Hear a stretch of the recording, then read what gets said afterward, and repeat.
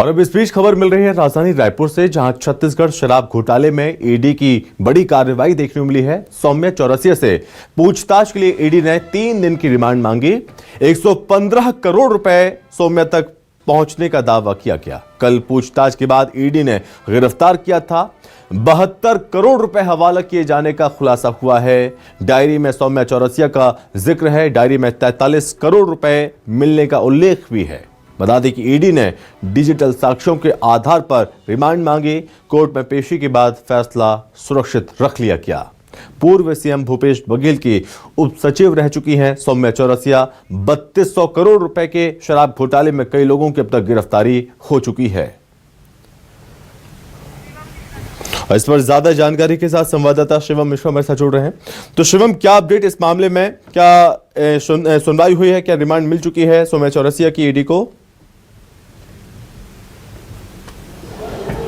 बिल्कुल, देखिए, राज्य के 3200 करोड़ से अधिक के बहुचर्चित शराब घोटाले मामले में सौम्या चौरसिया को कल प्रवर्तन निदेशालय ईडी ने गिरफ्तार किया था और आज सौम्या चौरसिया को ईडी के विशेष कोर्ट में यहाँ पर पेश कर दिया गया है। मजिस्ट्रेट डमरूधर चौहान की कोर्ट में सौम्या चौरसिया को ईडी के अफसरों की तरफ से पेश किया गया और दोनों ही पक्षों की लंबी बहस चलने के बाद अब फैसला सुरक्षित रख दिया है। बता दें, मैं प्रोसीडिंग की चीज़ों को आपको पॉइंट टू पॉइंट सबसे पहले अगर बता दूं तो ईडी ने सौम्या चौरसिया की रिमांड मांगी है। रिमांड के दौरान उनसे कई बड़े पूछताछ के बेस वहाँ पर दिए गए हैं। बताया जा रहा है कि जो बीते दिनों चैतन्य बघेल की अरेस्टिंग की गई थी और उस पूरे मामले में इन्वेस्टिगेशन आगे बढ़ी थी जब, तो उसमें कई चैट्स, ग्रुप चैट्स सामने आए थे, वो लीक हुए थे, जिसमें सौम्या चौरसिया के भी चैट्स देखने को मिले हैं। इसके साथ ही लक्ष्मी नारायण बंसल जो है वो इस पूरे लीकर स्कैम में 115 करोड़ रुपए के जो है कमीशन का पैसा, स्कैम का पैसा सौम्या चौरसिया को देने की बात को कबूल किया है। तो इन तमाम चीज़ों को लेकर के